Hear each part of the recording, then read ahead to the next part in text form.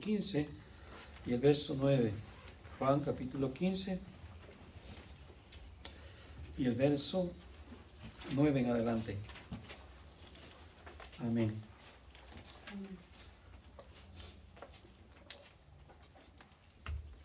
¿Lo tenemos, hermanitos?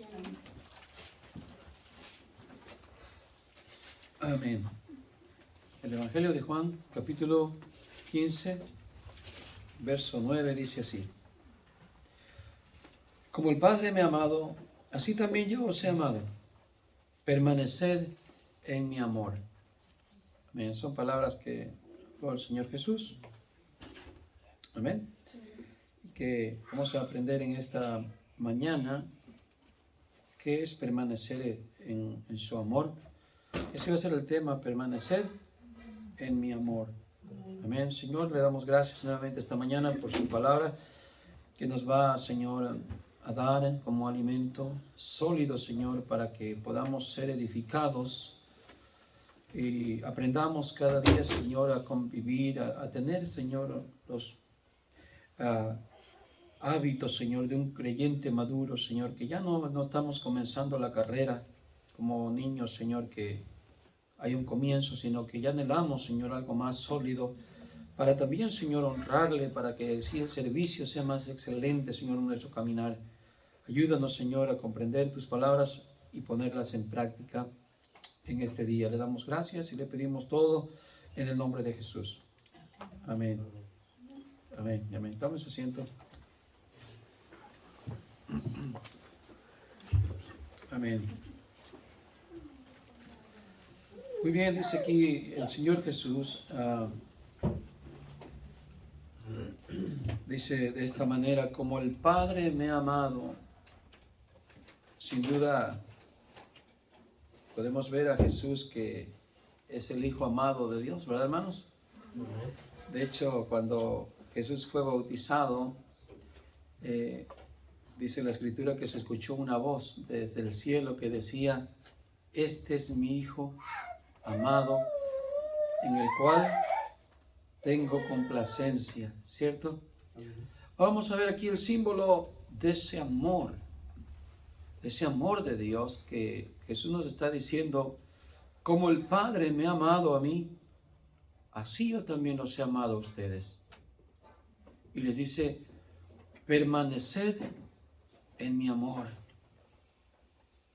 Qué lindo, hermanos. Primero que nada, entendemos que la palabra permanecer, hermano, es estar constantes, es no separarse, es tener una comunión con Dios. Amén. A eso nos llama la palabra permanecer. Hay que ser constantes, no hay que desmayar, no hay que desanimarse, no hay que vivir desconsolado, sino que al contrario, vivir siempre en una pasión con Dios, en una vida que se desborde, una vida, como dijo el Señor Jesús, de su interior correrán ríos de agua viva, hablando del Espíritu que iba a recibir el que naciese de nuevo, simbolizando, hermano, una vida abundante, no una vida media muerta, sino una vida apasionada por el Señor. ¿Se entiende? Permanecer. Algo que esté fructificando, algo que siga creciendo, que no que mengue, sino que siga avanzando en la comunión con Dios. Amén. Eso nos da la idea de permanecer. ¿Qué pasa cuando alguien ya no permanece? Se desvaneció, se desapareció, ya no existe, ya no está permaneciendo, ya dejó de ser. Pero el Señor no quiere que dejemos de ser, quiere que permanezcamos. Por eso ahí en Mateo capítulo 24 habla de el que persevere hasta el fin. Nos da una idea de tener una comunión con Dios de todos los días, de siempre, hasta que el Señor venga. Amén, hermanos. Amén. Para que estemos en su amor. Ahora, ¿qué es su amor? Aquí, ¿qué encierra cuando Él dice permaneced en mi amor? No va a creer que es algo como, oh, el amor de Dios es tan maravilloso y tan grande y tan alto como lo dicen algunos cantos, ¿no? Que no se puede comprender el amor de Dios. Está encima de todo, está hasta abajo, hasta lo profundo, y creamos o caigamos en una idea como lo vemos en lo terrenal, el amor, que son emociones, que son un conjunto de cosas que oh, se me eriza la piel, me desmayo, se me hacen los ojitos de no sé de qué animalito, pero el amor se siente así. No, nada que ver, hermanos, cuando dice aquí permaneced en mi amor. No. Esto tiene que ver, hermano, permanecer en el amor de Dios, tiene que ver con el hacer la voluntad de Dios. Eso es, en permanecer en mi amor, significa obedecer a Dios, hacer la voluntad de Dios. Vamos a verlo en el contexto, el siguiente verso que dice: si guardareis mis mandamientos, permaneceréis. ¿En dónde? No dice que si sentimos un cosquilleo, si yo siento tanta alegría, hermano, yo siento que Dios me apapacha y me abraza y me da un beso cálido. Y ay, no, si viera, hermano, perdón.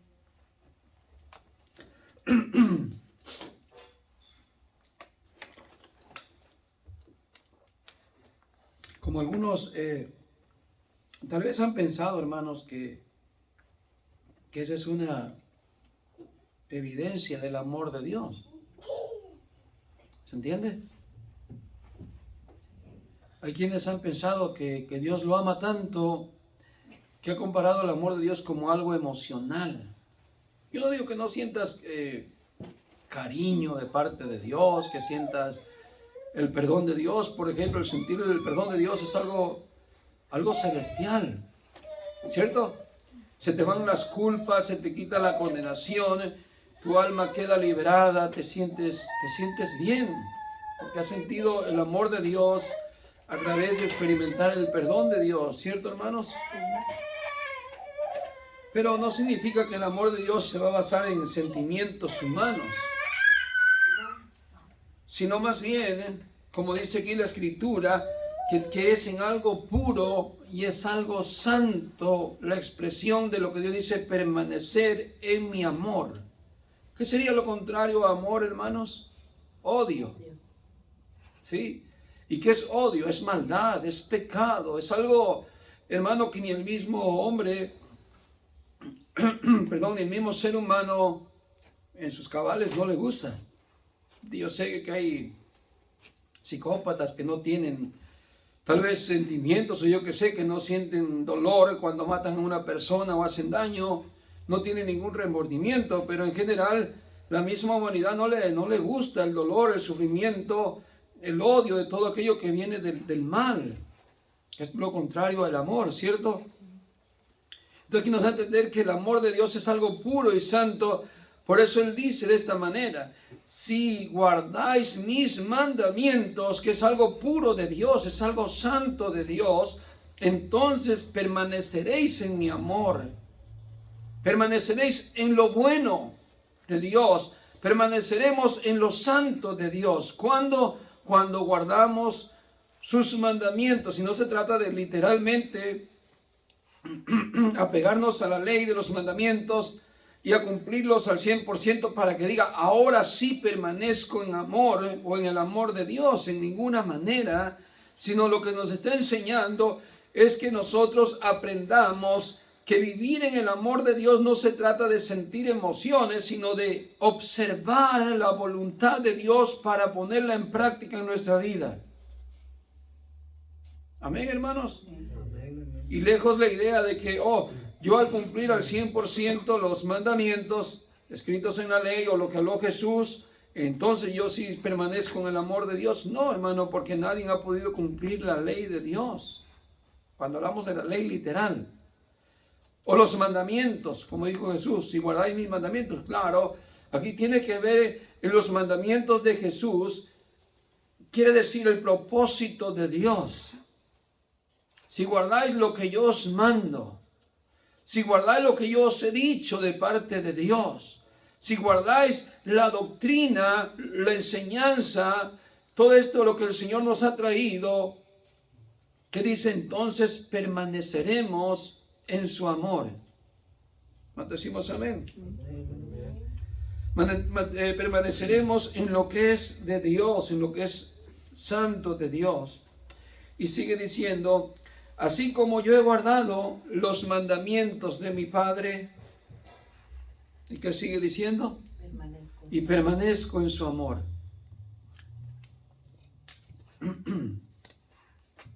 ¿Cómo es que Jesús guardó los mandamientos de Dios? Cumpliendo la voluntad del Señor, hermanos, cumpliendo la voluntad de Dios, cumpliendo el propósito de Dios por lo cual Él vino a este mundo, a esta tierra, ¿cierto? Lo puede ver cuando está orando en el Getsemaní, puede ver cómo Él está ahí, hermanos, mostrando que Él obedeció los mandamientos de Dios. Cuando ora y dice, Padre, si es posible, no es que yo quisiera, pero si es posible, si hubiera otra manera, Señor, quita de mí este vaso, quita de mí esta copa, mas no se haga mi voluntad, sino la tuya.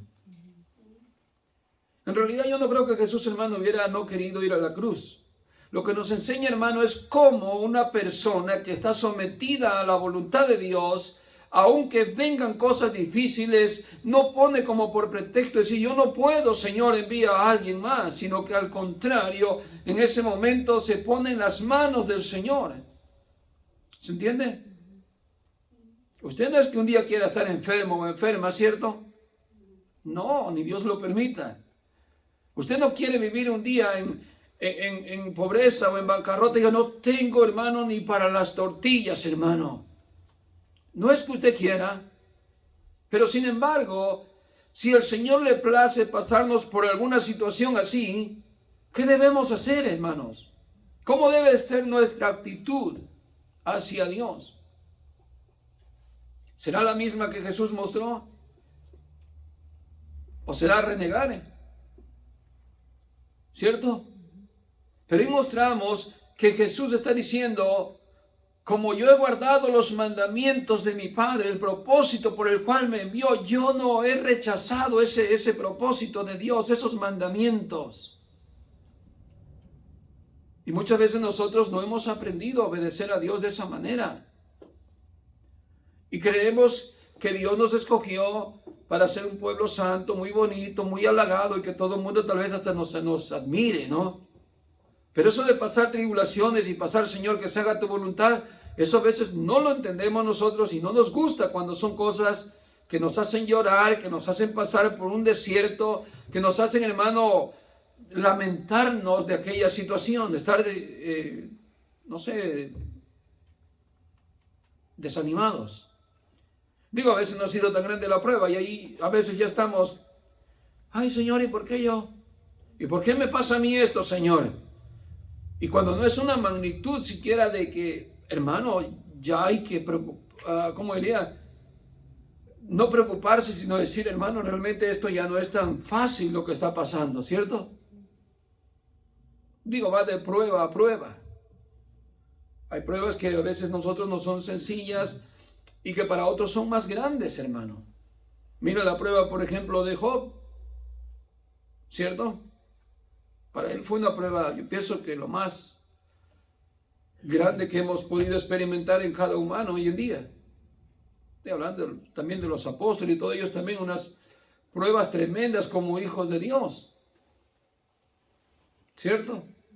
A Job, mire su prueba, para mostrar la lealtad, para mostrar la obediencia hacia Dios, la sumisión a Dios, el guardar el mandamiento o cumplir el propósito por el cual Job había nacido. Pero vemos un hombre temeroso de Dios, puesto en las manos de Dios, dispuesto a decir, el Señor es quien da, pero el Señor también es el quien quita. Y no puedo yo observar a un Dios que solamente es proveedor y que solamente es bueno, pero no un Dios que quita. Nosotros no hemos experimentado al Dios que quita, solamente hemos experimentado al Dios que nos da. ¿Cierto? ¿Qué haría usted y yo al experimentar al Dios que le quita? Se siente duro, ¿no? Cuando te quitan algo, que te quiten la salud, que te quiten un hijo. Imagínense, póngase en los zapatos de Abraham en ese momento cuando el Señor dice, dame tu hijo. Y no cualquier hijo, no el que nació primero, dame tu hijo al que amas, al que tiene más valor en tu corazón. ¿Cierto? Que en ese momento, Señor, que se haga tu voluntad o que se haga mi voluntad. Ahí es donde debemos aprender, hermanos, que Dios no solamente da, sino que Dios también quita, hermanos.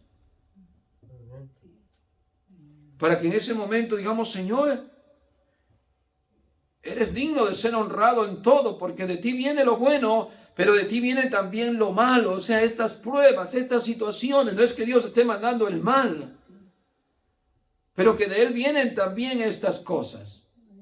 Por eso hay gente que hoy en día no entiende que hay juicios de Dios que están pasando. Y dice la gente, yo no entiendo a Dios. Si Dios es bueno, ¿por qué manda esto?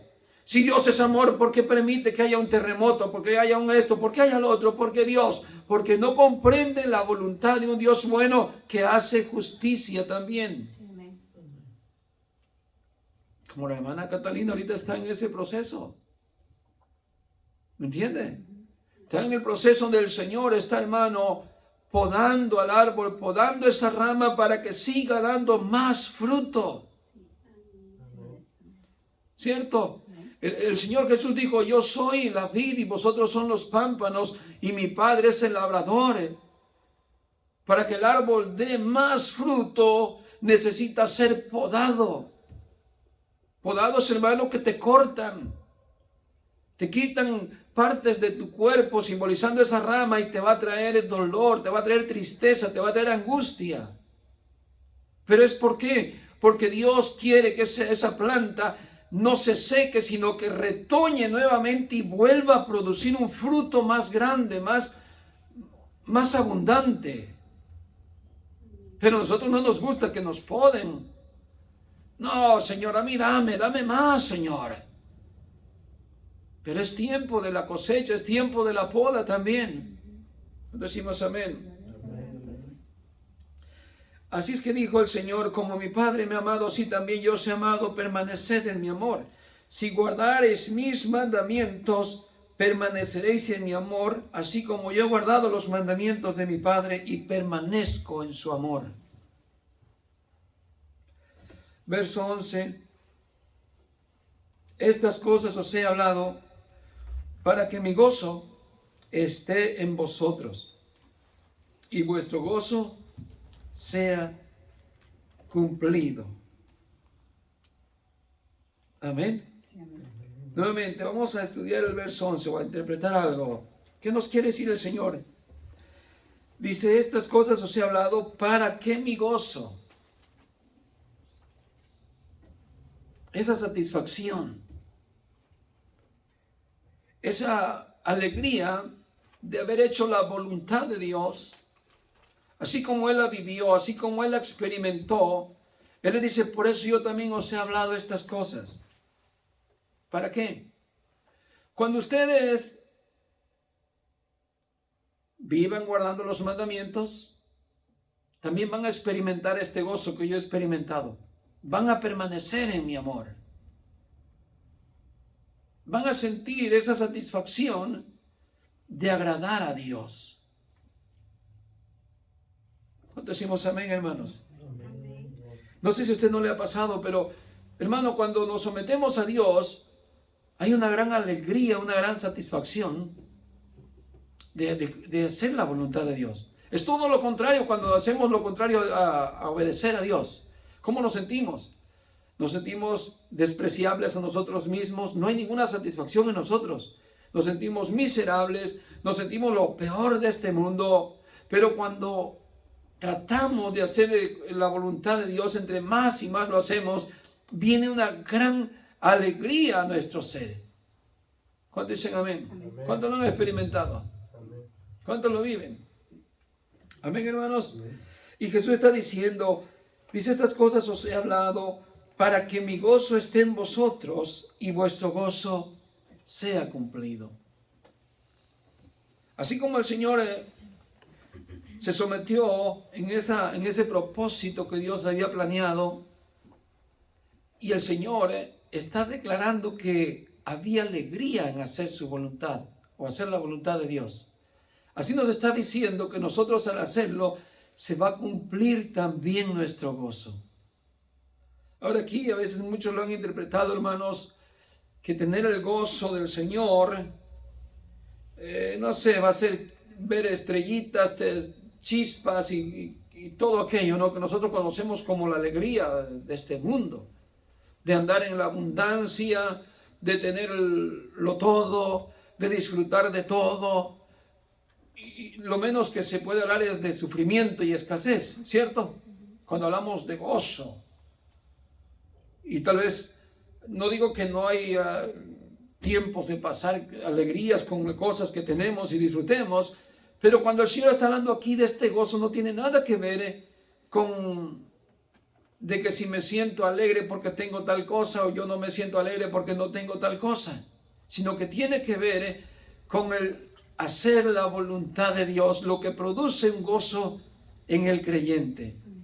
¿Cuánto decimos amén? Incluso a través del sufrimiento, a través del recorrido del cristiano, que hay altas y bajas, cosas que a veces decimos, qué lindo, hoy estoy pasando una buena temporada, ¿cierto? Todo está floreciendo, todo está bien, y hay un gozo en mi corazón porque estoy haciendo la voluntad de Dios. Pero cuando vienen temporadas difíciles,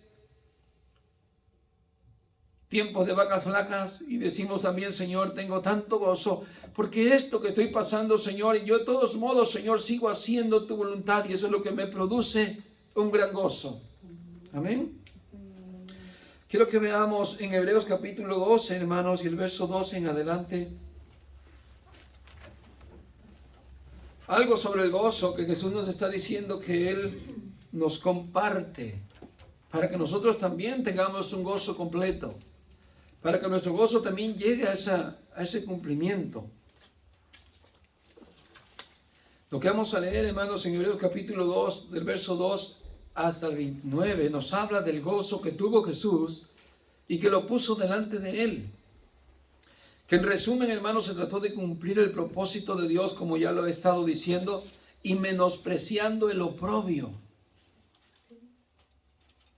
Resistiendo, hermanos, todo aquello que le vino a Él. Sufriendo la cruz. Sufrió tal contradicción de pecadores contra sí mismo. Resistiendo hasta la sangre para combatir contra el pecado. Y a la postre dice la Escritura ahí que se sentó a la diestra del trono de Dios, a un lugar dignificado, a un lugar exaltado, un lugar digno. Fíjese lo que dice Hebreos capítulo 12 y el verso 2. En adelante dice así: puesto los ojos en Jesús, el autor y consumador de la fe. 12:2. El cual por el gozo puesto delante de Él. ¿Qué es lo que estaba delante de Él? El gozo. ¿Cuál gozo? De hacer la voluntad de Dios.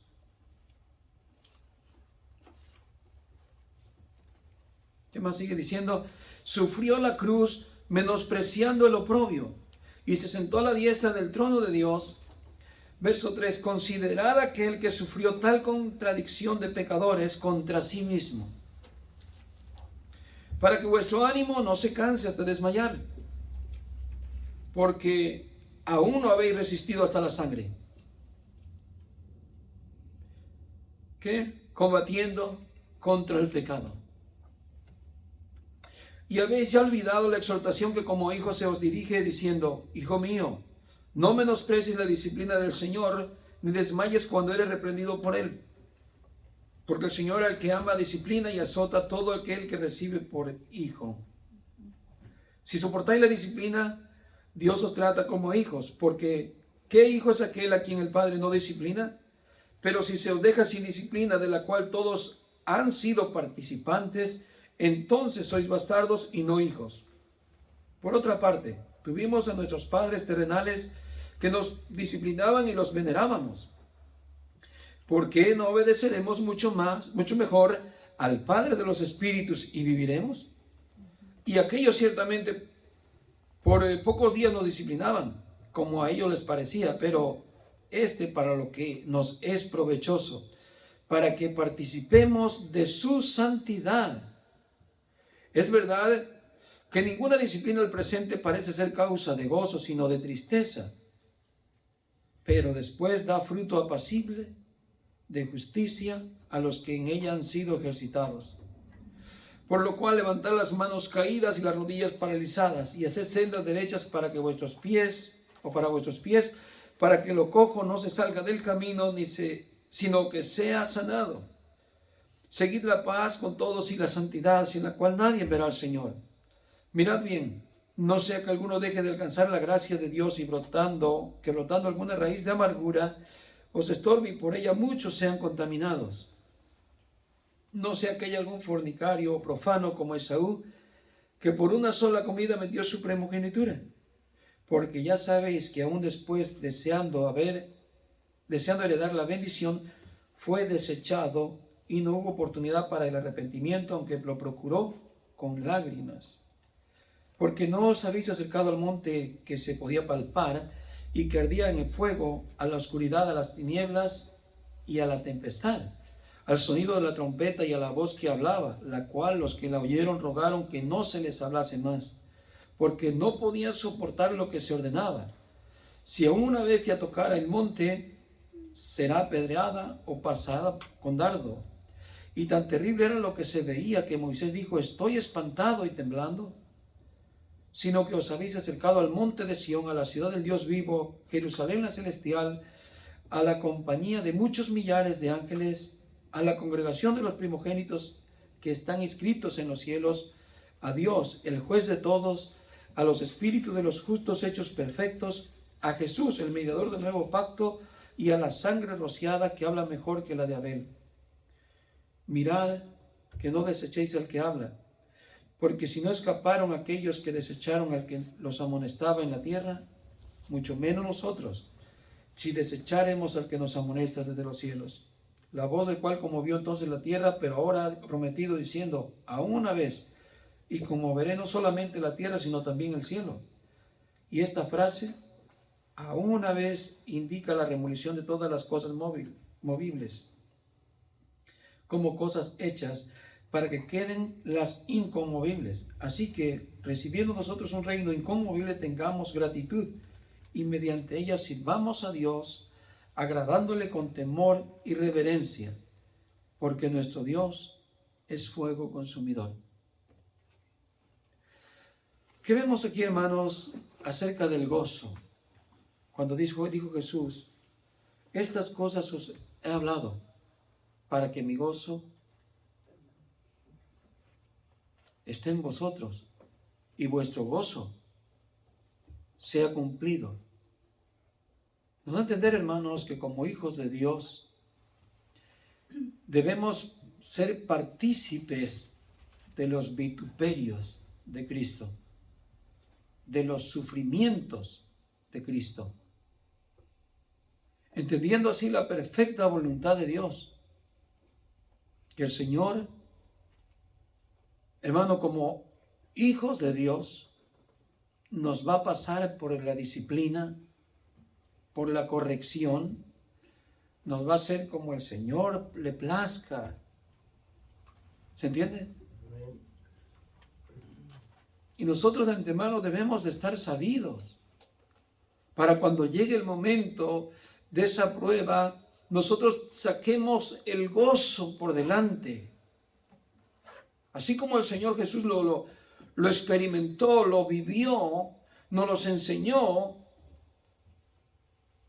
que debemos permanecer en el amor de Dios, en la comunión con Dios, en la obediencia a Dios, y cuando venga la prueba, poner el gozo delante de nosotros para poder pasar cada tentación o cada prueba que tengamos. ¿Cuánto decimos amén? Amén. Dice la Escritura ahí que Jesús se sentó a la diestra de Dios, hermanos, se sentó en el trono de Dios. ¿Cierto? Un lugar significativo de mucha honra. Y su palabra dice, hermanos, que Dios ama a los que le aman, que es que guardan sus mandamientos, que permanecen en su amor. ¿Cierto? Tal vez tú tengas relación con lo de Apocalipsis, has dejado tu primer amor. Has dejado de guardar los mandamientos, de permanecer en los mandamientos. Ahora tienes ideas propias, porque te has enriquecido, porque tienes mucha salud, porque tienes todo a la mano. ¿Se entiende? Y el Señor dice en Apocalipsis precisamente de que ha dejado su primer amor. Ha dejado de decir, Señor, heme aquí para hacer tu voluntad. ¿Se entiende? Y llegó a caer tal vez en la manera de que se consideraba una iglesia próspera, rica, pero sin la comunión con Dios, sin la voluntad de Dios. Es ahí donde ya nadie me puede decir, bueno, yo permanezco en el amor de Dios. ¿Cómo? Si ya estamos haciendo nuestra propia voluntad. Dejamos la voluntad de Dios a un lado. Decidimos seguir nuestra propia voluntad porque nos agradó lo que tenemos. Pusimos más en estima las cosas que tenemos, la familia, lo económico, la salud, y todo aquello se nos ha hecho tan bueno y tan mejor que hemos dejado tal vez de entender el plan de Dios en nuestra vida.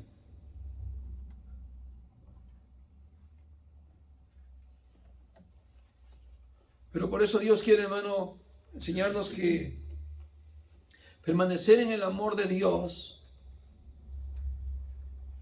es hacer la voluntad de Dios. Y poner a Dios siempre en ese lugar, Señor, que se haga tu voluntad y no la mía. Que se haga tu voluntad, Señor, simplemente, en cualquier momento de mi vida, Señor.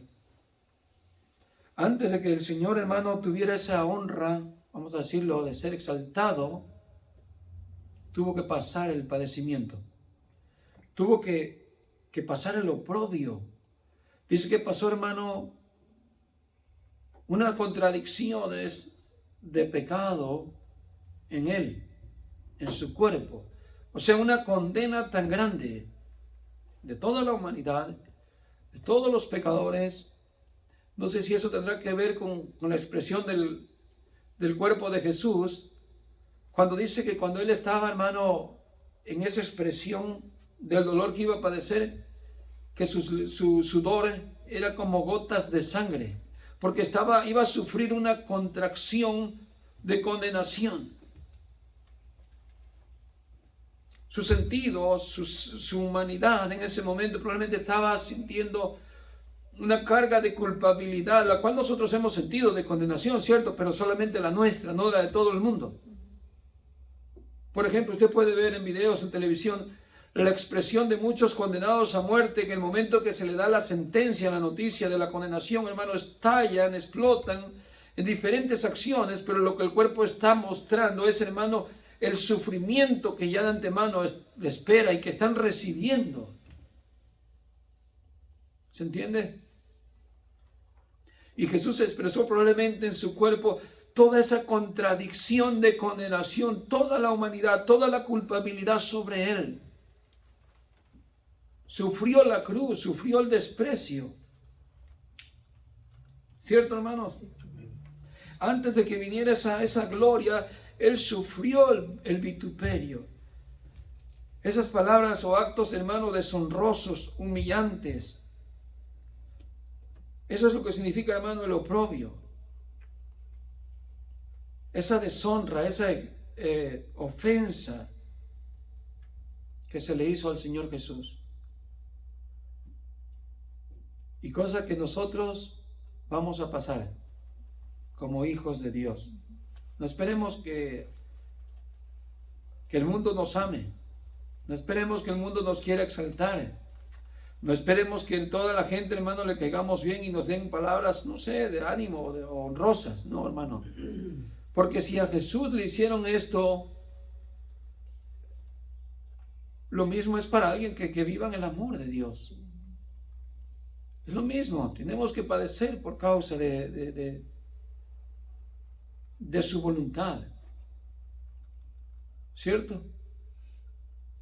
Si es que verdaderamente amamos a Dios, guardamos sus mandamientos, nos van a seguir estas señales del desprecio, de la cruz, de pagar a veces, hermano, cosas que aunque no es una culpabilidad que tengas, y el mundo te ha hecho injusticia, ¿cierto?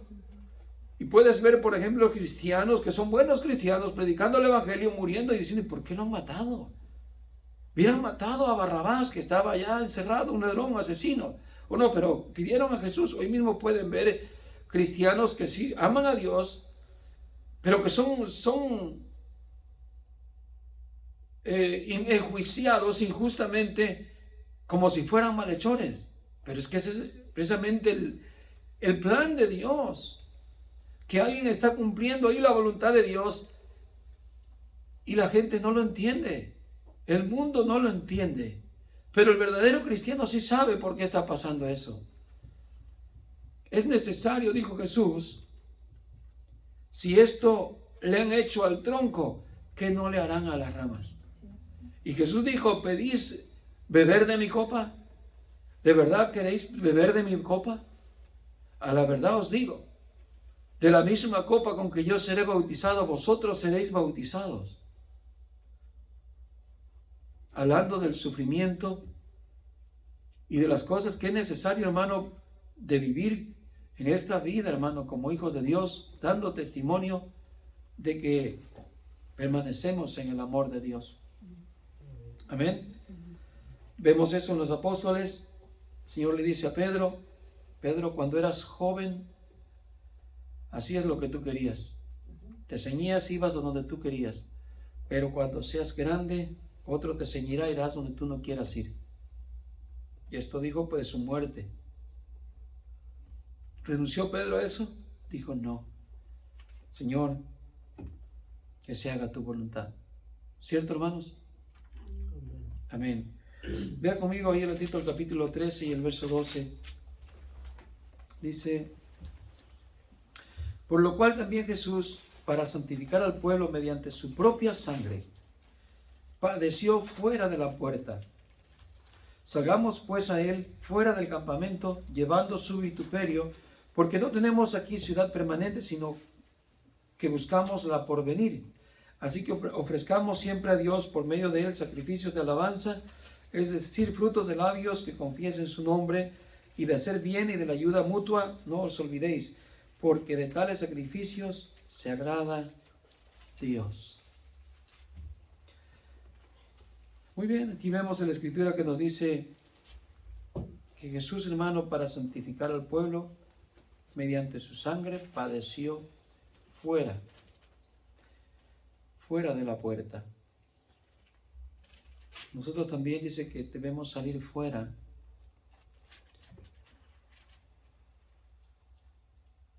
para también, hermano, llevar el vituperio del Señor. Amén. Que nos dé valentía, hermanos, dar testimonio del amor de Dios en nosotros, del amor que permanece en nosotros, y con esa valentía, hermanos, a dar testimonio que el Señor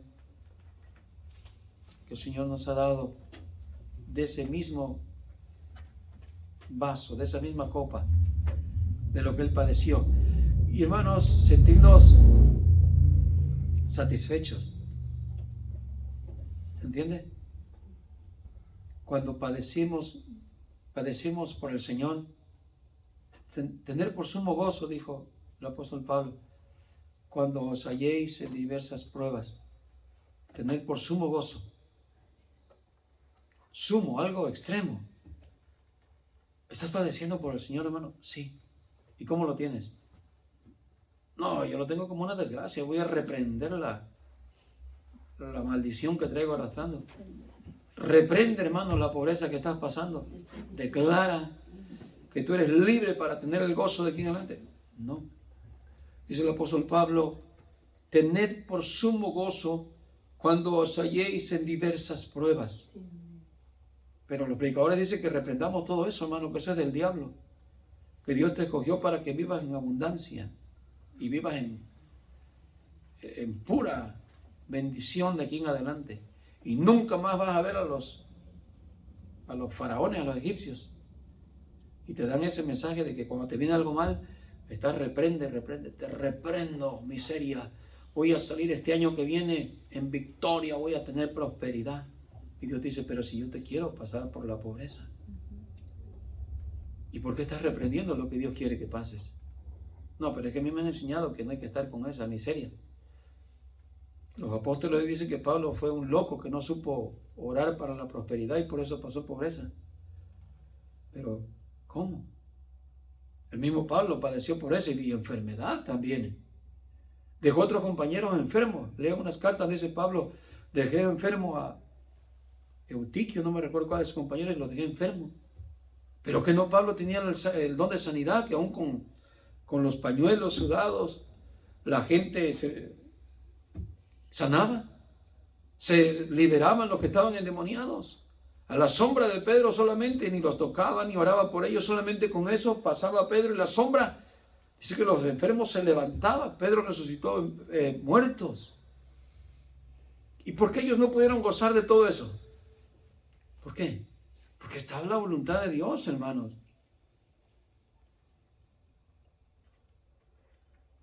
Pablo hubiera reprendido cuando el Señor dijo, bástate mi gracia. Señor, he orado 3 veces, Señor. ¿Qué hago con este mal? ¿Lo reprendo? No. Aprende a vivir con eso. Y bástate mi gracia. Mi voluntad. Eso que te baste. Eso que te produzca alegría. ¿De qué te sirve tener todo si no tienes la voluntad de Dios, si no estás en la voluntad de Dios? Hay gente, ¿cómo batallamos para entender la voluntad de Dios? Hermanos, que yo todavía no entiendo cuál es la voluntad de Dios en mi vida. Piensa que es viajar, tener aviones, conocer el mundo. Voy a ser el profeta de las naciones, hermano. Yo creo que para eso Dios me escogió. No entendemos la voluntad de Dios. ¿Cómo? ¿Comer frijoles? ¿Que para eso Dios me escogió solamente comer frijoles con tortilla y sal? Yo creo que eso no es la voluntad de Dios. Mucha gente dice, yo no creo. Más que el predicador le endulza el oído. Hermano, Dios te escogió para poseer todo lo que la planta de tu pie pise y decláralo. Y vas a ser cabeza de aquí en adelante y vas a prestar dinero y quién sabe cuándo. Y uno es bien facilito para ser llevado a eso, ¿no? No, ¿quién quiere estar en el yugo? ¿Quién quiere estar ahí en el dolor, en el sufrimiento? Nadie. ¿Sí me entiende? Pero por eso Dios dice, permaneced en mi amor. Y si guardáis mi mandamiento, permaneceréis en mi amor. ¿Entiendes? Hoy sí podemos aprender, hermano, que cuando pasamos pruebas, estamos en la voluntad de Dios. No hay que blasfemar, no hay que murmurar, no hay que decir, Señor, ¿por qué? Hermano, decir, Señor, es que ya entendí que este es mi proceso. Ahora hay tiempos oscuros, sin duda, hermano. Hay tiempos que no llueve, pero hay días que va a salir el sol. ¿Se entiende? Dios nos pasa por un proceso, pero no significa que va a ser eterno y que ahí nos va a dejar morir. Vemos la prosperidad de Job después de su prueba, ¿cierto? Cómo alababa al Señor, ¿no? Con todo aquello que le vino, pero no porque no amó a Dios en la pobreza y cuando pasó la situación, sino porque siempre amó a Dios, guardando los mandamientos del Señor. Esperamos ver pronto a nuestra hermana Catalina, no solamente acá, hermano, gozándose en el Señor, sino bendiciendo al Señor aún más, hermano, porque el Señor le dé más hijos. Así como le dio a Job más hijos. Y así le dio a la hermana Catalina más hijos. Así, hermana, y a su edad va a tener más hijos. No, hermano, hijos espirituales. Que digan, mis hijos estaban muertos, pero ahora mis hijos están vivos, espirituales. ¿Se entiende? Vale la pena entonces pasar el propósito de Dios y el sufrimiento. Dice la Biblia, cuando Jesús vio la alegría, dice que luego quedó satisfecho porque miró la salvación de todos nosotros. De toda la humanidad, los que han muerto han sido salvos. Él quedó satisfecho de haber padecido. Celebró, hermano, aquello, pero menospreció el dolor.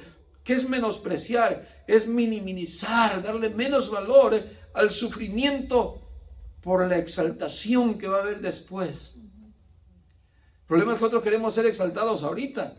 Señor, ya dame la gloria, yo ya quiero ver tu gloria y pura gloria, pero no queremos el sufrimiento, ¿cierto? Pero antes de recibir las coronas que el Señor nos dará, es necesario que pasemos por muchas tribulaciones y pruebas. Así es que con esto terminamos, hermanos, para que sepamos que vamos a pasar sin duda, hermanos, por muchas cosas que el Señor va a permitir y conforme a su voluntad van a ser muy buenas. Amén, hermanos. Amén. El Salmo capítulo 1, verso 1 al 6 dice: bienaventurado el varón, ¿verdad? Que no anduvo en consejo de malos, ni estuvo en camino de pecadores, ni en silla de escarnecedores se ha sentado, sino que en la ley del Señor está su delicia. Y en él medita de día y de noche. Será como árbol plantado junto a corrientes de aguas, que da siempre su fruto en su tiempo, y su hoja no cae. No así el malo, que son como el tamo que arrebata el viento. Por lo tanto, no se levantarán los malos en la congregación de los justos, porque el Señor conoce el camino de los justos, mas la senda de los malos perecerá. Bueno, no se me ha olvidado todavía el Salmo. ¿Qué nos dice el Salmo? Que un hombre de Dios ama la ley de Dios. En él se deleita, en él vive contento, cumpliendo los mandamientos. Todo esto en conclusión, hermanos, el resumen es, hermano, la obediencia. Permanecer en el amor de Dios simplemente al guardar los mandamientos, en un resumen, hermano, es obediencia. Y cuando somos obedientes a Dios, guardamos los mandamientos, guardamos el propósito, decimos amén al propósito de Dios. Esa obediencia, Jesús nos las mostró. Lo vemos ahí, ¿verdad? En Filipenses capítulo 2. Cuando dice que no escatimó el ser igual a Dios, del 5 en adelante. ¿Y qué dice ahí? Haya pues en vosotros este mismo sentir que hubo en Cristo Jesús, que debe de haber el mismo sentir, no otro pensamiento, el mismo, el cual siendo en forma de Dios no estimó el ser igual a Dios como una cosa que aferrarse, sino que se despojó a sí mismo y tomando forma de siervo, se humilló a sí mismo, siendo obediente hasta la muerte y muerte de cruz. ¿Qué vemos ahí en resumen? La obediencia al propósito de Dios. Pero también Dios le exaltó hasta lo sumo, le dio un nombre que es sobre todo nombre, para que en el nombre de Jesús se doble toda rodilla de lo que está arriba en el cielo, en la tierra y debajo de las aguas, y toda lengua confiese que Jesús es el Señor. Amén. Qué lindo aquel día el Señor va a exaltar a la iglesia, hermano. Cuando venga la boda del Cordero y salga la novia y salga el novio, una gran exaltación para la novia en aquel día. No ahora. Hoy la iglesia no está pasando por la etapa de la exaltación, está pasando por el tiempo del vituperio, está pasando por el tiempo de la tribulación y la gran tribulación. Ese es el tiempo de la iglesia, pero va a venir el día de la exaltación. Amén, hermanos. Amén. Muy bien, pues vamos a dar gracias al Señor. Y así, cada vez que damos un hermano en prueba, un hermano en el propósito de Dios, estemos ahí para orar por él. A veces el plan de Dios es en general, en la iglesia, en global, lo que estemos pasando. Como tal vez ahorita el Señor nos ha proveído acá un local, esto fue beneficio a nivel iglesia. Podemos pasar al rato que no tenemos un local donde, y tal vez va a ser todo esto a prueba para toda la iglesia. ¿Se entiende? Aunque no digo que cuando alguien pasa algo personal como la hermana Catalina no nos duela lo que está pasando, duele a toda la iglesia. Pero a veces las pruebas son personales, hermano. ¿Se entiende? Y cuando vemos eso, hermano, en la iglesia, Señor, ayúdame, hermano. Yo sé que lo tienes en tu mano. Yo sé que estás haciendo un plan maravilloso. Y hoy le tocó a ella, al rato otra vez me pongas a mí, Señor. ¿Se entiende? Al rato tal vez soy yo el que tengo que dar testimonio. igual, Señor, ese día, pues igual me fortalezca. Amén. Vamos a orar para ser despedidos de este lugar. Señor, le damos gracias nuevamente porque nos ha enseñado que para permanecer en su amor, permanecer en su propósito, debemos aprender, Señor, la obediencia, el dejarnos, Señor, disponibles a su voluntad y quitar de nosotros nuestra voluntad, Señor, porque luego nos gusta, Señor, hacer la voluntad nuestra cuando padecemos y no nos gusta, no nos acostumbramos